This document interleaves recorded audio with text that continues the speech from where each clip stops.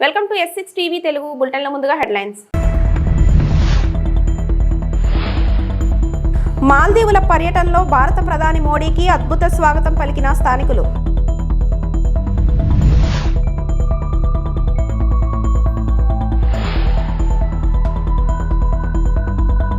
గోవా గవర్నర్గా అశోక్ గజపతిరాజు ప్రమాణం.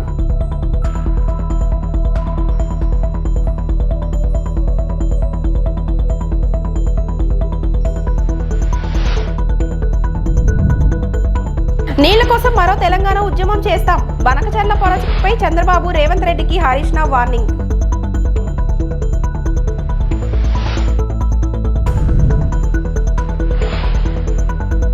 పోలవరం వద్ద ఉధృతంగా ప్రవహిస్తున్న గోదావరి.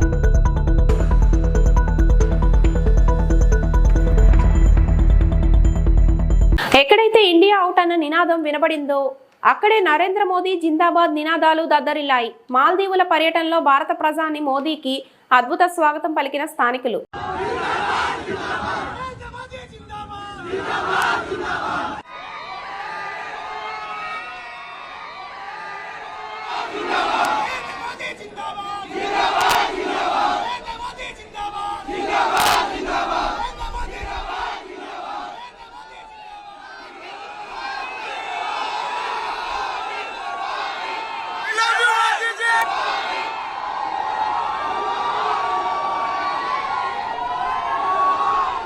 గోవా గవర్నర్గా అశోక్ గజపతిరాజు ప్రమాణ స్వీకారం చేశారు. గోవా గవర్నర్ బంగ్లా దర్బార్ హాలులో ప్రమాణ స్వీకారోత్సవం జరిగింది. ఈ కార్యక్రమంలో కేంద్ర మంత్రి రామ్మోహన్ నాయుడు, టీడీపీ ఎంపీలు పాల్గొన్నారు. అశోక్ గజపతిరాజు ప్రమాణ స్వీకారోత్సవానికి మంత్రులు లోకేష్, సంధ్యారాణి, కొండపల్లి శ్రీనివాస్ హాజరయ్యారు. స్పీకర్ అయ్యన్న పాత్రుడు కూడా ప్రమాణ స్వీకార వేడుకలో పాల్గొన్నారు. గోవా గవర్నర్గా ప్రమాణ స్వీకారం చేసిన అశోక్ గజపతిరాజుకు పోలీసులు గౌరవ వందనం సమర్పించారు. ఆ తర్వాత గోవా ప్రభుత్వ ఉన్నతాధికారులు, ముఖ్య నేతలు అశోక్ గజపతిరాజుకు పుష్పగుచ్చాలు అందించి శుభాకాంక్షలు తెలిపారు.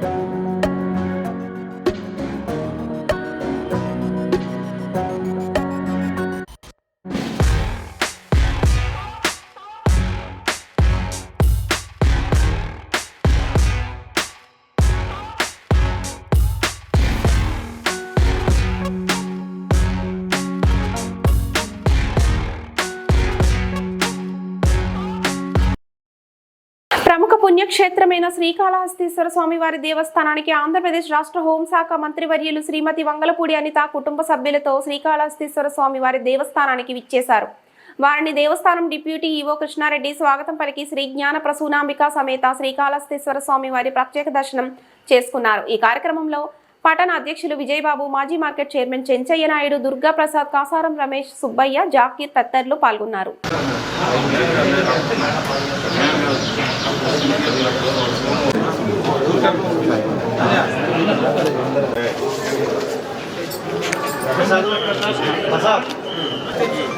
థ్యాంక్ యూ అండి. సడన్గా పెట్టుకున్నాను, ఇన్ఫార్మ్ చేయడం కొంచెం లేట్ అయింది.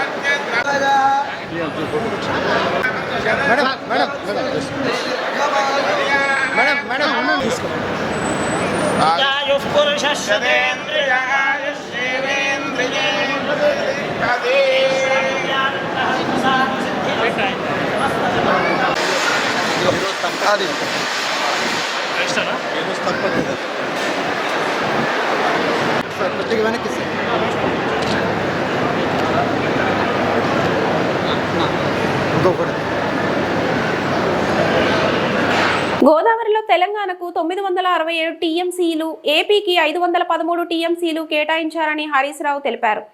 తెలంగాణ చర్చ సందర్భంగా ఇవి కూడా చర్చకు వచ్చాయని అన్నారు. కానీ తెలంగాణకు రావాల్సిన 967 టీఎంసీలను కూడా ఏపీ వ్యతిరేకిస్తుందని మండిపడ్డారు. తెలంగాణ ప్రాజెక్టులను వ్యతిరేకిస్తూ రాసిన లేఖలను ఏపీ ప్రభుత్వం వెనక్కి తీసుకోవాలని డిమాండ్ చేశారు.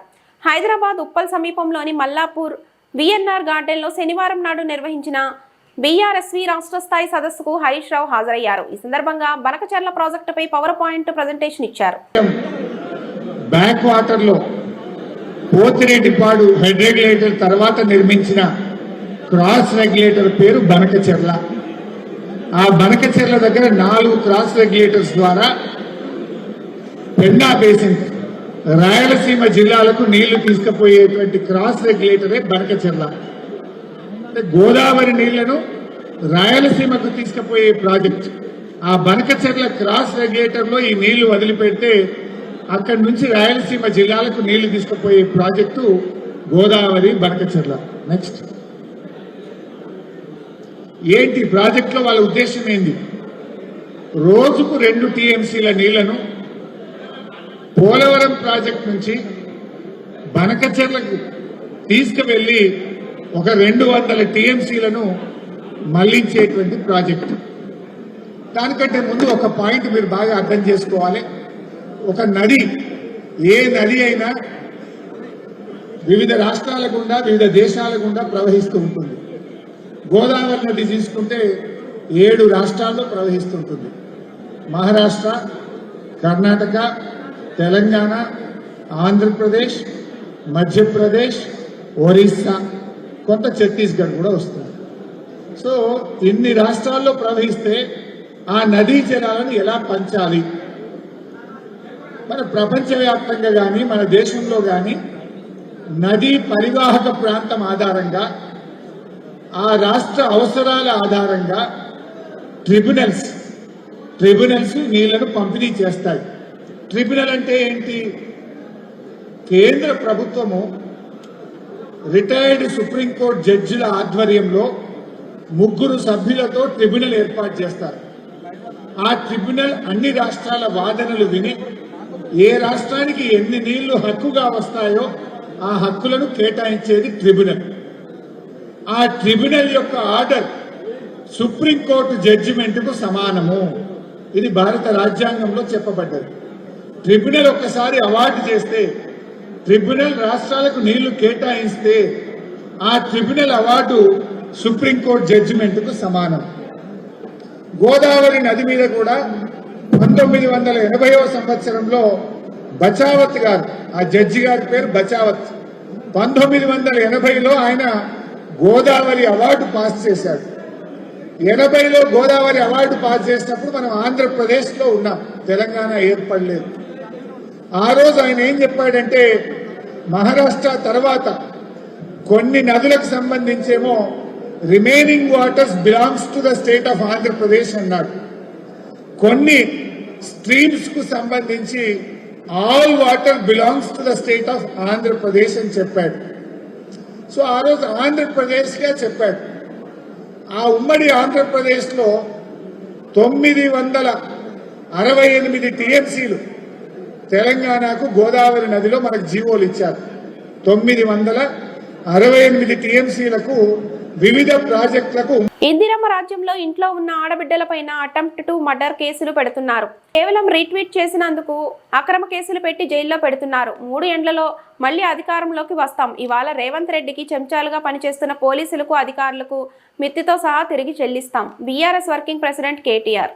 మొన్న మా గెల్లు శ్రీనివాస్ యాదవ్ ఇక్కడ ఉన్నాడు, తమ్ముడు దగ్గర పోతే తమ్ముడు ఏం చేసిండు, వాడెవడో గిట్టనే తుమ్మునేళ్ళు అని ఇష్టం ఉన్నట్టు పెడితే మనోడికి ఆయన కడుపు మసిలి ఆయన ఇక్కడ ఉన్న వాళ్ళు 10 మంది 20 మంది పిల్లగాళ్ళు ఆయనతో కలిసి ధన్మని పోయినరు. ఏదో కొద్దిగా చిన్న నిరసన కార్యక్రమం చేసి వచ్చిర్రు. చిన్న నిరసన కార్యక్రమం చేసి వస్తే ఆయనతో అటెంప్ట్ టు మర్డర్ కేసు పెట్టి ఆయనను అరెస్ట్ చేసి లోపలేద్దామని చూసిర్రు. కోర్టోళ్ళు ఏమున్నదా ఆయనలో ఏం లేదు, చిన్న నిరసన అని చెప్పి ఆయనతో రిమాండ్ రిజెక్ట్ చేసిండ్రు, తమ్మునికి రిలీఫ్ ఇచ్చిండ్రు. కాకపోతే ఒక 4 తమ్ముళ్ళు మాత్రం 17-18 రోజులు జైల్లో ఉన్నారు. వాళ్ళని కలవడానికి నేను శ్రీనివాస్ యాదవ్ ఇంటికి పోతే గమ్మత్తైన విషయం, శ్రీనివాస్ భార్య ఉన్నది, అమ్మాయి పేరు శ్వేత మీద కూడా అటెంప్ట్ మర్డర్ కేసు పెట్టిర్రు. ఎవరు? శ్రీనివాస్ భార్య మీద. ఆమె బయటికి వచ్చిందా, నిరసనలో పాల్గొన్నదా ఆమెకు తెలియని కూడా తెలియదు. ఎందుకు పెట్టిరట ఎరికేనా? శ్రీనివాస్ను అరెస్ట్ చేసినాక వాళ్ళ ఇంటికి పోయిరట పోలీసు వాళ్ళు. ఫోన్ ఇయ్యన్నారట. ఎందుకు ఇయ్యాలని నేను ఇయ్య అన్నది. అంటే అటెంప్ట్ మర్డర్ కేసు. గిది ఇందిరమ్మ రాజ్యం, గిది ప్రజాపాలన. ఒక ఇంట్లో ఉన్న ఆడపిల్ల ఏ సంబంధము లేదా ఆ రోజు జరిగిన నిరసన కార్యక్రమంతో ఆ అమ్మాయి మీద అటెంప్ట్ మర్డర్ కేసు పెట్టిన పోలీసు వెధవల్ని నేను అడుగుతున్నా, మీరు మనుషులా పశువులా అని నేను అడుగుతా ఉన్నా. బుద్ధి జ్ఞానం ఉండి చేస్తున్నారా లేకపోతే ఉద్యోగం అనేది గడ్డి తిని చేస్తున్నారా అని నేను అడుగుతా ఉన్నా.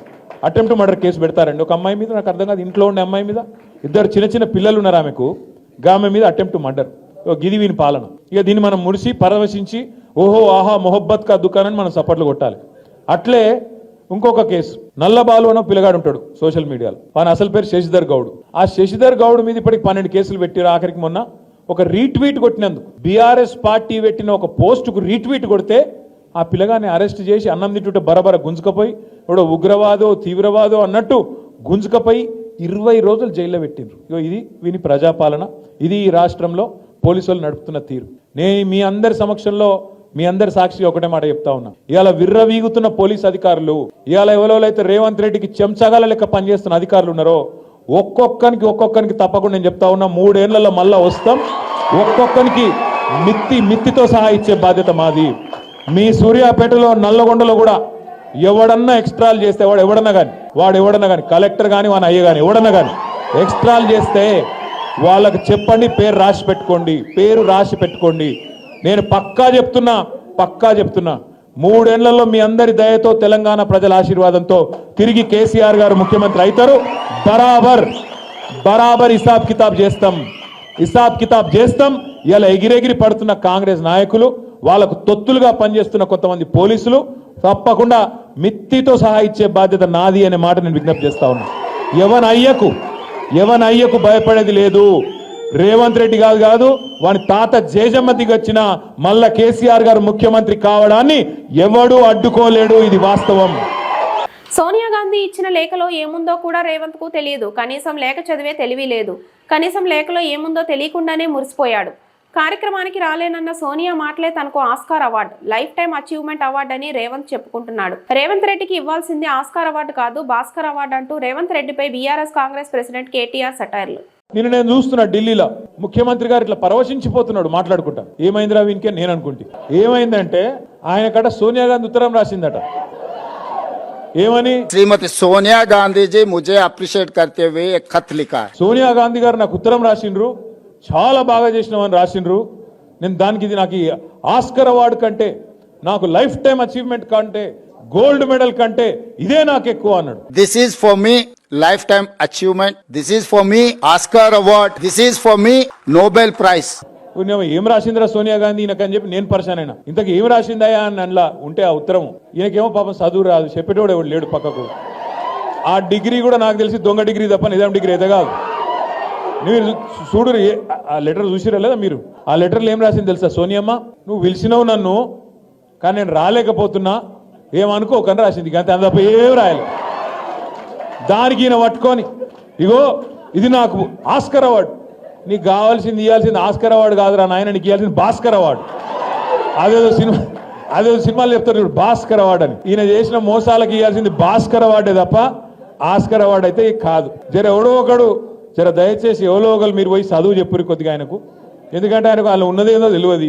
ఎవరో ఏదో రాసిస్తే చదువుడు తప్ప లొడలోడ ఒరుడు తప్ప ఏం తెలియదు. ఏలూరు జిల్లా పోలవరం ప్రాజెక్టులోకి ఎగువ కురుస్తున్న భారీ వర్షాలకు తోడు కొండవాగులు తోడవడంతో గోదావరికి భారీగా వరద నీరు వచ్చి చేరుతుంది.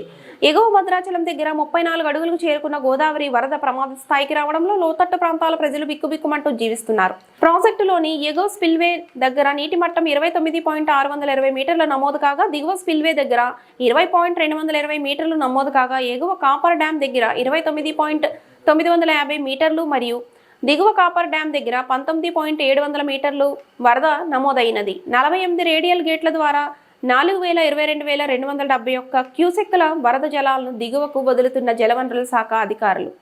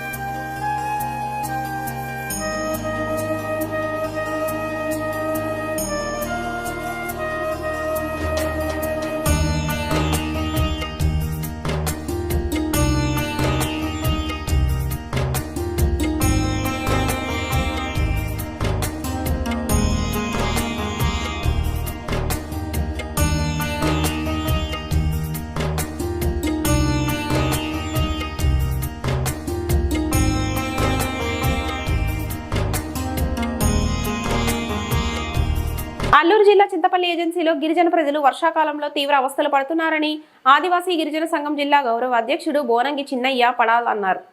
గడిచిన కొన్ని రోజులుగా కురుస్తున్న వర్షాల కారణంగా మన్యంలో వాగులు వంకలు పొంగి రహదారి రవాణా సౌకర్యాలు లేక గిరిజన ప్రజలు నానా అవస్థలు పడుతున్నారు. వంతెనలు లేకపోవడంతో ప్రమాదం భరితంగా ఉన్న వాగుల గుండా ప్రాణాలు అరచేతులు పెట్టుకుని నిత్యావసర సరుకుల కొరకు వారపు సంతలకు వెళ్లవలసిన పరిస్థితి ఎదుర్కొంటున్నారు. గర్భిణీలు, వ్యాధిగ్రస్తులు ఆసుపత్రులకు వెళ్లేందుకు వాగులు దాటవలసిన పరిస్థితి ఉంది.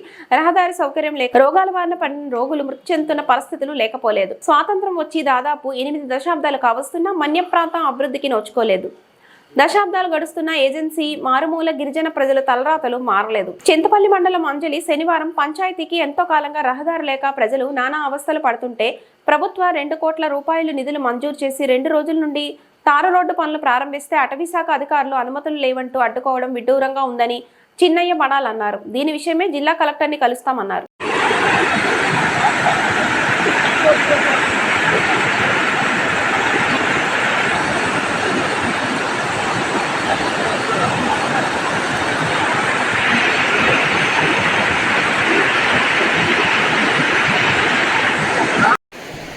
నా పేరు పాంగి నాగేశ్వరరావు. ఈ రాత్రి వర్షంకి తాత్కాలికంగా చేసినటువంటి దూరలేసినటువంటి ఈ యొక్క గంగావరం బ్రిడ్జిని రాత్రి వర్షంకి కొట్టుకుని పోయింది. ఇక నుండి మన గిరిజన ప్రజలకి తీవ్రమైన ఇబ్బందులే. ఎన్నిసార్లు మేము స్టేట్మెంట్లు ఇచ్చినా కానీ ఎటువంటి అధికారులు స్పందించడం లేదు. ఈ రోజు నుండి ఇంకా మాకు కష్టాలే ఇంకా తీరవు. ఇంకా ఇక్కడ నుండి ఏ నిత్య అవసర సరుకులు తీసుకురావాలన్నా, ఎక్కడికి హాస్పిటల్కి వెళ్ళాలన్నా, గర్భిణీ స్త్రీలకి హాస్పిటల్కి తీసుకెళ్ళాలన్నా ఇక్కడ నుండి ఇంకా మాకు చాలా ఇబ్బందివే. ఈరోజు వర్షంకి ఈ తోరలన్నీ కూడా తాత్కాలికంగా చేసినటువంటి ఈ తోరలను కూడా కొట్టుకుపోయింది. దీన్ని వెంటనే అధికారులు స్పందించి మా యొక్క ప్రజలకి కనికరపడి బ్రిడ్జిని కూడా త్వరలో నిర్మించేటట్టు మీరు సహాయపడతారని కూడా ప్రభుత్వం వారికి కోరి ప్రార్థిస్తున్నారు. అనకాపల్లి జిల్లా నర్సీపట్నంలో దళిత రైతులు 3 రోజుల నుండి నిరాహార దీక్ష. అధికారుల స్పందన కరువు. అంబేద్కర్ విగ్రహానికి వినతి పత్రం అందజేత. జీ కోడ్ 332 సర్వే నంబర్లో క్వారీ రద్దు చేయాలని రైతులు 3 రోజుల నుంచి ఆర్డీఓ ఆఫీస్ దగ్గర నిరాహార దీక్ష చేస్తున్నా పట్టించుకొని ఆర్డీఓ దళితులన్నా, దళితుల ప్రాణాలన్నా, దళిత భూములన్నా ఈ అధికారులకు లెక్కలేదని మైనింగ్ చేస్తున్న వాళ్లే ముఖ్యమన్నట్లుగా రెవెన్యూ అధికారులు వ్యవహరిస్తున్నా ఉన్నారు. ఈ క్వారీ వల్ల ఈ దళితులకు జరుగుతున్న అన్యాయాన్ని వివరిస్తూ ఈ క్వారీని రద్దు చేయాలని ఏకైక డిమాండ్తో ఈ నిరాహార దీక్ష చేస్తామన్నారు. కాబట్టి ఈ రెవెన్యూ అధికారులు ఎన్ని రోజులు ముఖం చాటేస్తారు అని చెప్పేసి అడుగుతున్నాం. ఆర్డీఓ స్పందన లేదు అని చెప్పేసి నిరసనగా సాయంత్రం 4 గంటలకు టెంట్ ముగిసిన తర్వాత ర్యాలీగా అంబేద్కర్ విగ్రహం వరకు వెళ్లి అంబేద్కర్కి వినతి పత్రం ఇవ్వడం జరిగింది. అనంతరం ఇక్కడ ధర్నా చేయడం జరిగింది. ఈ ధర్నాను ఉద్దేశించి all India Bahujan Samaj party రాష్ట్ర కమిటీ మెంబర్ బహుజన బొట్ట నాగరాజు మాట్లాడుతూ ఈ రెవెన్యూ అధికారులు ఈ పేద ప్రజలు ఇచ్చిన ట్యాక్స్ల ద్వారా జీతాలు తీసుకుంటున్నారనే విషయాన్ని మర్చిపోయి ఈ మైనింగ్ మాఫియాకు కొమ్ము కాస్తూ అనుకూలంగా ఈ నివేదికలు రిపోర్టులు ఇస్తున్నారు అని చెప్పేసి ఆవేదన వ్యక్తం చేయడం జరిగింది.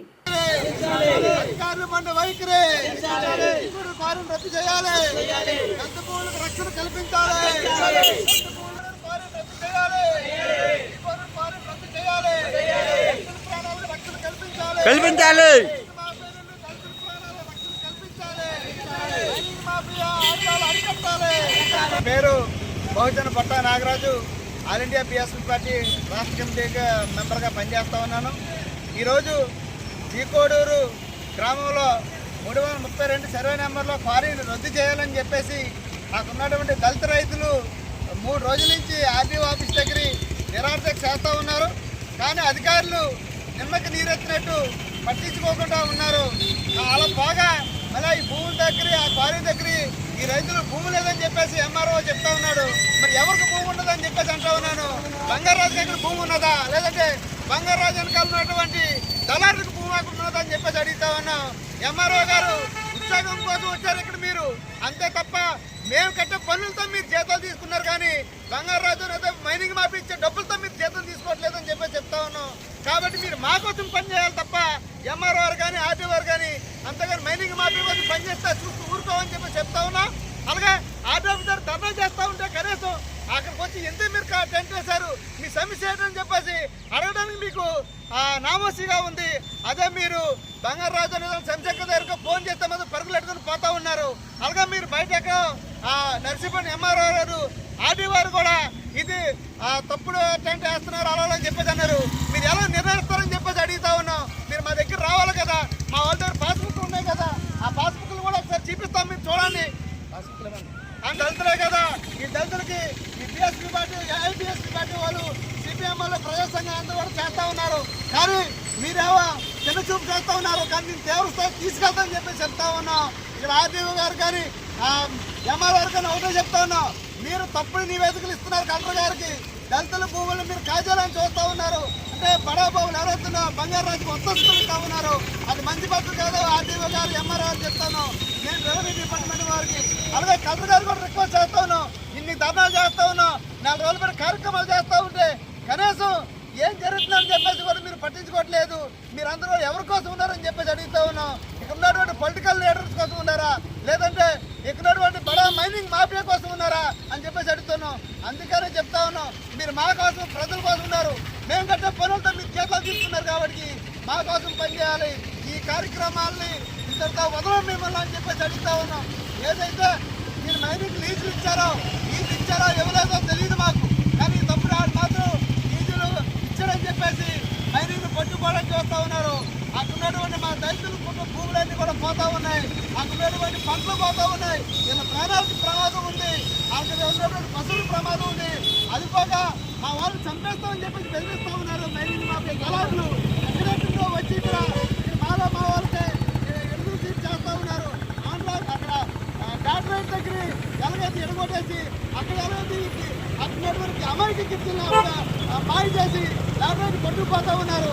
అదే కళారులు ఇక్కడికి వచ్చి మళ్ళీ ఈస్తున్నటువంటి ఈ మాఫియా తోడుగా ఈ నెలరాయి క్వారీని కూడా అప్పచెప్పాలని చెప్పి చూస్తూ ఉన్నారు. ఇది మంచి పద్ధతి కాదని చెప్తా ఉన్నాం. మీరు మా భోజనలే, కాకపోతే మీరు ఈ దళితుల పక్క ఉండాలి, అమాయకుల పక్క ఉండాలి. ఎవరైతే నష్టపోతున్నారో వాళ్ళ పక్క ఉండాలి తప్ప మీరు పైసలు కక్కుర్తుపడి ఈ రోజు బంగారాజు వైపు ఉండి ఎలా ఇబ్బందులు పెడతా ఉన్నారు. అది మంచి పద్ధతి కాదని చెప్తా ఉన్నాం మైనింగ్ దళారులకి.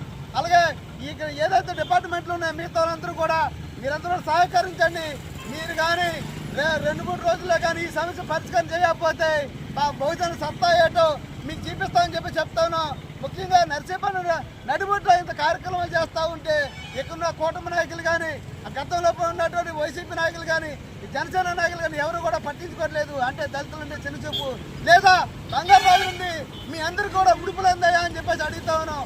ఇప్పటికైనా సరే మీరందరూ నిజంగా ఈ సొసైటీని మార్చాలని చిత్తశుద్ధితో ఉన్న రాజకీయ పార్టీలు అయితే ఈ దళిత నిరాధారకి మద్దతు ఇవ్వాలని చెప్పేసి అడుగుతూ ఉన్నాం.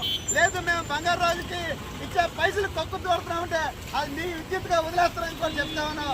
మరొకసారి ఎక్కున్నటువంటి రెవెన్యూ డిపార్ట్మెంట్కి రిక్వెస్ట్ చేస్తాను, ఈ సమస్య కానీ పరిష్కారం చేయకపోతే తీవ్ర పరిణామాలు ఎదుర్కోవాల్సి వస్తుందని చెప్పేసి కూడా హెచ్చరిస్తున్నాం.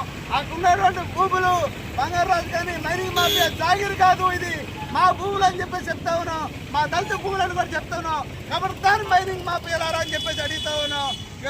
మైనింగ్ మాఫియా దళారులారా అని చెప్పేసి అడుగుతూ ఉన్నాం. అలాగే వెంటనే మైనింగ్ ఏదైతే ఉందో లీజులు రద్దు చేయాలని చెప్పేసి కూడా మేము డిమాండ్ చేస్తా ఉన్నాం. శ్రీకోడూరు క్వారీని రద్దు చేయాలి, శ్రీకోడూరు క్వారీని రద్దు చేయాలి, శ్రీకోడూరు క్వారీని రద్దు చేయాలి. దళిత ప్రాణాలకు రక్షణ కల్పించాలి, దళిత భూములకు రక్షణ కల్పించాలి, దళిత భూములకు రక్షణ కల్పించాలి. మాఫీ ఆగ్రహాలు అడుగుతాలి, మాఫీ నిలాఖతున్న రెవెన్యూ డిపార్ట్మెంట్ అన్న కొలు తెరవాలి, మాఫీ నిలాఖతున్న రెవెన్యూ డిపార్ట్మెంట్ కొలు తెరవాలి, రెవెన్యూ డిపార్ట్మెంట్ తీసుకోవాలి.